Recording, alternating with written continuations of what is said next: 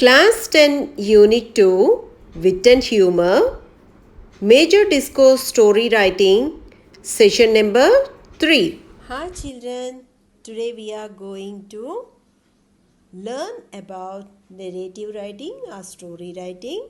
This is a major discourse which contains 10 marks.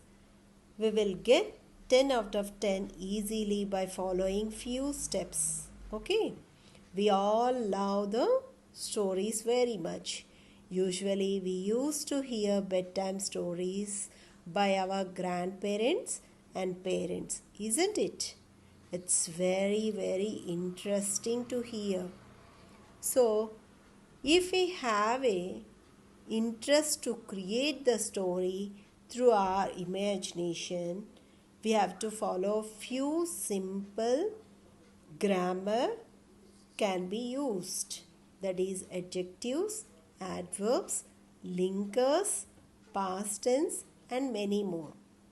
Here the main purpose of the story writing is to entertain and to hold and grab the interest of the reader. Okay, the stories must contain one or more problems which must eventually find a way to be resolved. There are many types of stories, imaginative and factual, or the combination of both. They may contain fairy tales, myths, mysteries, science fiction, horror, adventurous, and personal experience, etc. Now we will look into the features of story writing. Okay. Now we will look into the features of the story. So characters with defined personalities or identities. Dialogue may change to the present or the future tense. Descriptive language should be create images in the reader's mind and enhance the story. Okay. Here, how to introduce our story. To establish setting and time, and usually answers by who, when, where. Example, Mr. Wolf went out hunting in the forest one dark, gloomy night. Complications are problems. The complication usually involves the main characters. One more point, resolution. The complication may be resolved for better or worse, or happily or unhappily. Sometimes there are a number of complications that have to be resolved. These add and sustain interest and suspense for the reader. Okay, now about plot. What is going to happen? And about setting, where will be the story take place? When will be the story take place? About the characterization, who are the main characters? What do they look like? Structure. How will be the story begin? What will be the problem? How will be the problem solved? About theme. What is the theme or message the writer is attempting to communicate? This picture shows how to begin the story, problem solving and ending. Language. Action verbs provide interest in writing instead of the old woman was in his way, try the old woman barred his path. Instead of she laughed, try she cackled. Written in the first person, I, we, or the third person, he, she, they. Usually past tense and connectives, linkers to be with the time. We have to use specific nouns like oak instead of tree. About active nouns, make nouns actually do something. Example, it was raining. It could become rain splashed down. Next comes careful use of adjectives and adverbs. Writing needs judicious use of adjectives and adverbs to bring it alive, quality the action and provide description and information for the reader. Use of the senses. Where appropriate, the senses can be used to describe and develop the experiences, setting and character For example, what does it smell like? What can be heard? What can be seen? Details. What does it taste like? What does it feel like? And imagination. Okay. Here we can use simile, metaphor and personification to gain the reader's attention. Rhetorical questions. Often the author asks the audience questions. Like knowing, of course, there will be no direct answers. Example, have you ever built a tree hut? Now we will see how the sentences begins. Okay. With participles, example, jumping with joy, I ran home to tell mom my good news. Adverbs. Example, silently the cat crept toward the bird. Now adjectives. Example, brilliant sunlight shone through the window. Now we will see the sentence begin with noun. Example, thunderclaps fill the air. With adverbial phrases, along the street walked the girl as if she had not a care in the world. We can begin with the conversations or dialogues also. These may be used as an opener. This may be done through a series of short or one-word sentences or as one long complex sentence. There is one more rule, show, don't tell. But this principle is often difficult for some writers to master. Last but not least, personal voice. It may be described as writing which is honest and convincing. The author is able to put the reader there. Okay, the writing makes an impact on the reader. It reaches out and touches the reader. A connection is made. Here in the unit Dear Departed, we have writing skill. So in that, they have given the points to convert Dear Departed play into a story. They have given some hints also to adapt the story to your culture. You may make changes in the following: the names of the characters, description of costumes, things stolen by the daughter, the names of the villages or towns the daughters lived in. Now let us know about indicators for story writing. Contextual relevances and organization of thoughts 2 marks. Use of connectives, linkers and persuasive language 2 marks. Try to use simile, metaphor, personifications 2 marks. Grammatical aspects, adjectives, adverbs, tenses, etc. 2 marks. Conventions of writing 1 mark. Coherence, use of linkers and pronouns, etc. 1 mark.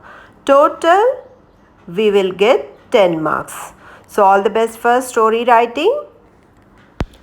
Here I have changed the character's name, Mrs. Amelia Slater as Sita, Mrs. Elizabeth Jordan as Geeta, Henry Slater as Ramu, Ben Jordan as Somu, Victoria Slater, that's Sita's daughter, as Devi, Abel Merriweather as Somaya according to our question in the textbook as a writing skill.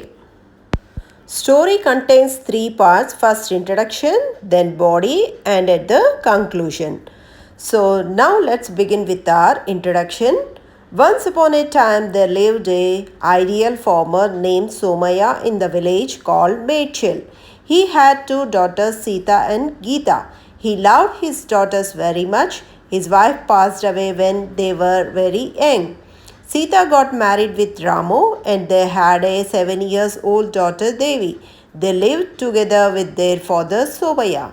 Geeta got married with Somu. They lived far away from Machel for their job purpose. This is the body of the story. One day, Devi got dressed up nicely to celebrate Bonalu with red and white colored lehenga and blouse with all the traditional jewelry, and she went into the room of her grandfather to show the traditional attire. When she went into the room Within no time, she came out by screaming, "Amma, Grandpa!" She was shocked and ran to her mother. Sita came to see her father. She tried to move, but he didn't move. She came to conclusion that he was dead. Ultimately, she got an idea and called her husband to collect all the things which were used by her father, even slippers and handstick too.